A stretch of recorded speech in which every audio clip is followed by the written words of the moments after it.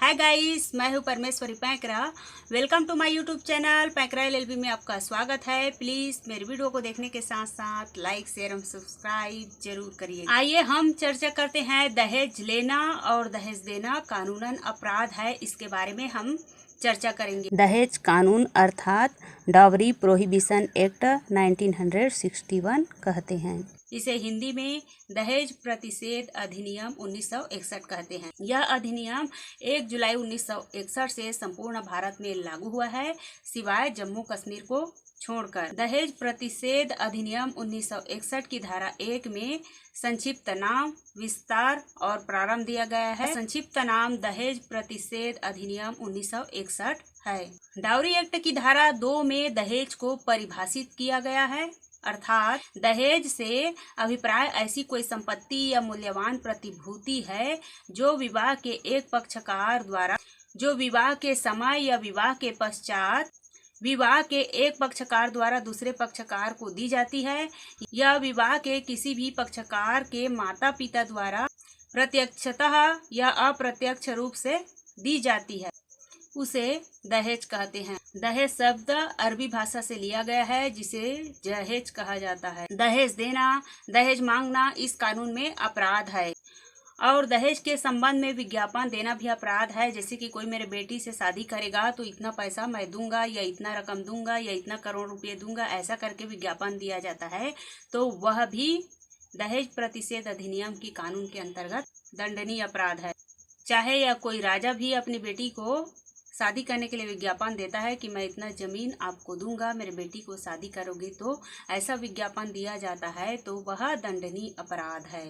यदि मान लिया जाए, यदि लड़की को दहेज के लिए प्रताड़ित किया जाता है, उनके साथ क्रूरतापूर्वक व्यवहार किया जाता है, अर्थात दहेज के लिए उनको बार बार टार्चर किया जाता है, साथ क्रूरतापूर्वक पेश आते हैं, तो ऐसी स्थिति में आईपीसी अर्थात इंडियन पेनल कोड भारतीय दंड संहिता 1860 की धारा 498A के अंतर्गत उसके प्रति अपराध दर्ज किया जाएगा और उसे 3 वर्ष के कारावास और जुर्माना से दंडित किया जाएगा। दहेज प्रतिषेध अधिनियम 1961 में दहेज शब्द को अरबी भाषा के जहेज शब्द से लिया गया है, जो स्त्री धन है, अर्थात प्रॉपर्टी ऑफ वोमेन है। चूंकि प्राचीन समय में मनु स्मृति में 8 प्रकार के विवाह माने गए हैं। पहला विवाह है ब्रह्म विवाह। ऐसा विवाह जो दोनों पक्षों की सहमति से समान वर्ग के सुयोग्य वर से कन्या की विवाह कर दी जाती है और उसे आभूषण युक्त विदा कर दी जाती है, उसे ब्रह्म विवाह कहा जाता है। दूसरा है देव विवाह।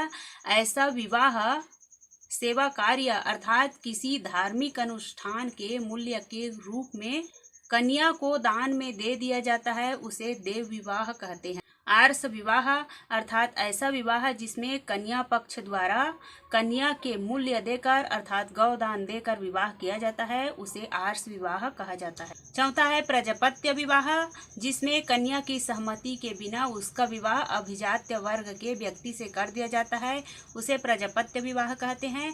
पांचवा है गंधर्व विवाह, जिसमें स्त्री और पुरुष आपस में एक दूसरे को पसंद करके शादी किया जाता है, जिसमें बिना रीति रिवाज और धर्म के विवाह किया जाता है, उसे गंधर्व विवाह कहा जाता है।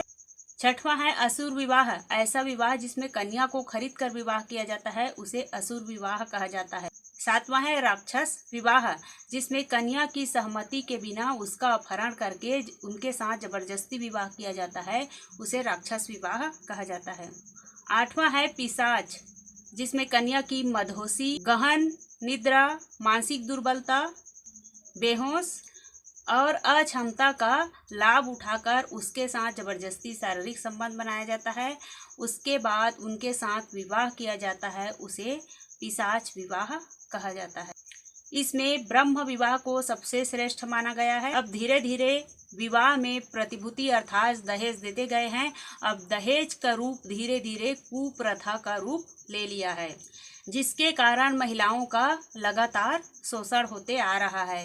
क्योंकि पहले के लोग महिला को शिक्षा नहीं देते थे, अर्थात उनको पढ़ाया लिखाया नहीं जाता था और महिला के ऊपर ज़्यादा पैसा भी खर्च नहीं करते थे और महिला को किसी भी काम में आगे बढ़ने नहीं दिया जाता था। इसलिए महिला की आर्थिक, सामाजिक और राजनीतिक प्रगति में बाधा पहुंची।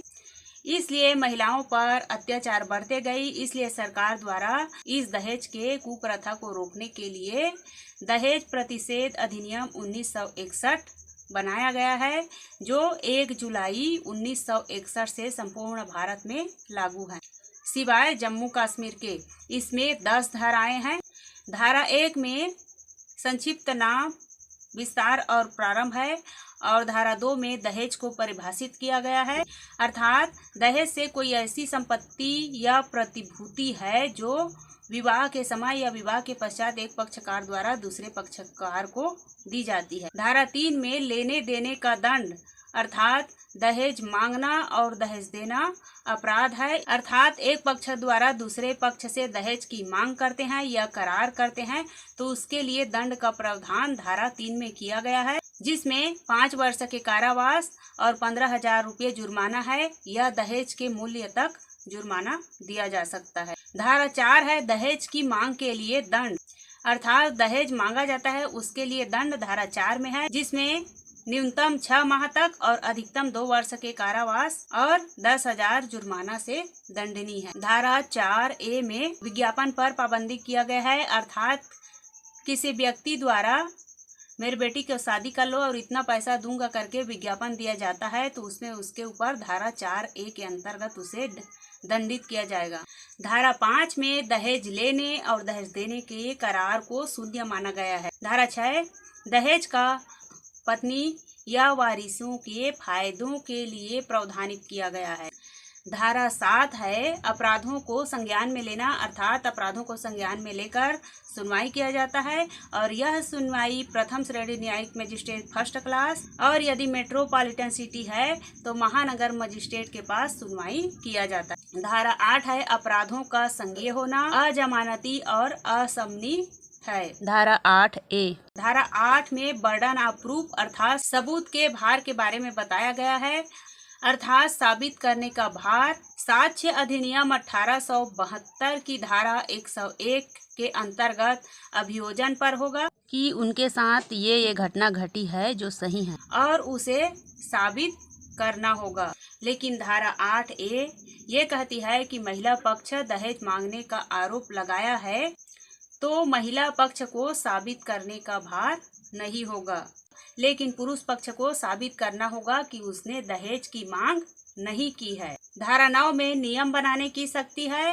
धारा 10 में राज्य सरकार द्वारा नियम बनाने की शक्ति है। इस प्रकार दहेज कानून के अंतर्गत यदि आपको कोई प्रताड़ित किया जाता है या आपके पास दहेज की मांग की जाती है या दहेज दी जाती है तो आप शिकायत कर सकते हैं और जो दहेज मांगते हैं या दहेज देते हैं उसको इस अधिनियम के अंतर्गत दंडित किया जाएगा, क्योंकि दहेज देना और दहेज लेना कानूनन अपराध है।